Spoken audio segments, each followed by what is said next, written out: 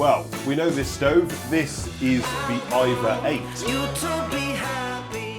We've obviously already tested the Ivar 5, but I was lucky enough to be talking to the head honcho at Dik Geurts in the UK, and he was of the opinion that I was missing out having not tried out the 8, and I was only too happy to oblige.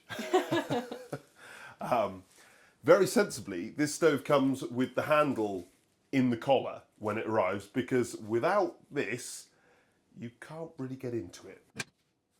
They have actually, the only difference, the only change that they've made since I tested the 5 is they've made the mechanism for keeping the handle in the stove much simpler and much more solid.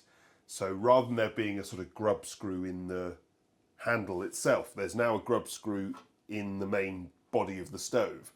And that apparently not only stops it from wobbling and being a little bit sort of not quite as refined as they'd like, but it's also just easier to So how do you attach? So you just literally push it in and then do what? Yeah, you just push it in, take it out, or you could put it in, do up the grub screw, and then it's locked And then it would be in perfect. place. Yeah. There'll be a mix of people. If you've got young kids, probably having this removable and away is a good idea. If you don't, then you can just lock it in place, which is quite nice. It opens all the way. I like that. So that is the sort of plate that lives up in the top of the stove. They have some big instruction books in the. I think this must just be because they've got them in like every single language you can imagine. That showed there the direct air. So obviously it can have direct air. More very important information that needs to be studied at length and not thrown to one side. It comes with a lump of metal, which I presume if you had a rear outlet on this stove, this sits in the top and gives you quite a smart sort of cooking plate. I was going to say, can you put it on the top and do a kettle on it? That's a point actually. If you buy this stove and you don't, and you've got you use a top outlet, I think that this is just nice and smart enough. We need an on the top of a stove kettle. We should have one. Yeah, we should get one. Maybe I could convince a manufacturer to give me one. Oh, I've become such a scrounge. You've become. No. Look at that. So, it doesn't come with a sort of blanking plate. It actually comes with a very nice cooking plate. Why have I not thought of that? Don't know. I like that because it stops you from scratching up the top of your stove. As long as you place that down carefully, then you can. And obviously it doesn't like being wet. But then if it's hot and you get a little bit of water on, does that? No, it doesn't matter. It just evaporate off in seconds. I know, because when we first got a stove, I tried to clean it with a wet cloth, and you went bananas at me because I didn't realise. Well, it's fine to clean it with a. I mean, maybe. Yeah, I mean there are proper wipes, but I think you must have just left standing water on a stove that was just not being used, and at which point it just all goes orange. Yeah, don't do that. If you're going to get it wet, light the thing. I mean, it's fairly obvious, isn't it? Get a load of metal wet, you should probably either dry it or heat it up. I was only 21. Yeah. We got married young. Foolishly, obviously. And typical Dik Geurts, we get great present. It's just, you buy a nice high-end stove, this makes it. It's got a proper nice branded glove, not like a you know, just generic that loads of people use. This is actually their own. That's nice. And it's black, good colour. And it's black. Yeah, it is a good colour. Not quite as good as my yellow. No. Yeah. If, there's one there. Could you throw it to me? Because obviously,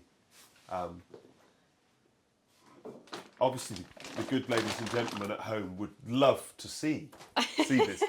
This is another great colour for a glove, obviously. I mean, if your stove happens to come with that, then, you know, unlucky you. But if you were, you know, left-handed, that probably wouldn't work for you, would it? No, it does actually slip on both hands. Does it? Oh, no, I mean, sorry. Yeah. Anyway. We get glass cleaner, touch-up paint, which is obviously really useful if you know, when it's being fitted, any marks, or just when you've owned it for a while. It's just nice to have. Or your wife's put water on it. Yeah. We've got the little block for DEFRA approval if you live in a smokeless zone, and we've got nothing. Oh yes, no, it's for attaching the handle. And that's everything. Oh no, we've got the usual ash scoop from. Oh, take it. We can't really see it in there. Can you take it out? I can get a close up, but there it is. So when you filled it up with some ash, obviously it's a wood stove, so you never empty it, but you take out a bit. Yeah, it's nice. Really nicely thought out. Yeah, these are satisfying stoves to unpack because you get things.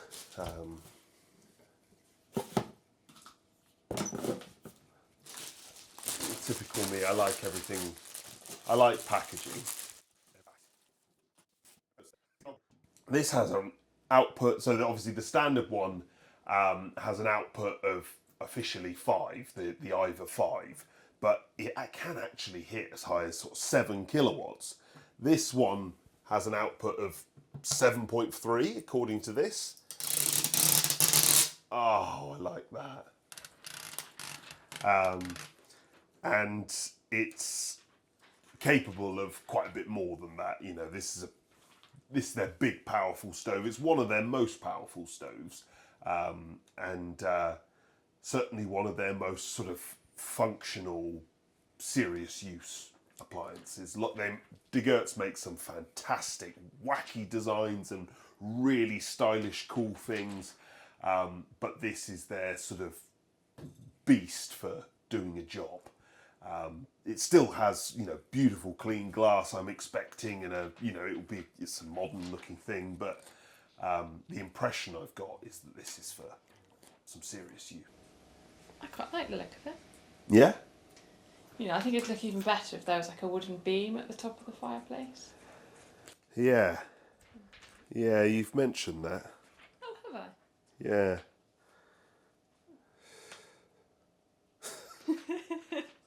More than once. Who knew you had access to such a thing? Yeah. Well, I could call her. There's lots of companies that make wooden beams. They make some really cool things.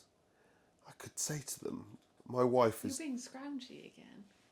Yeah, it's become an addiction. Or rather, it's you that's being scroungy. I don't actually care about the beam. Anyway, this is a fantastic looking stove, and I'm going to have a little play with it and use it for some time.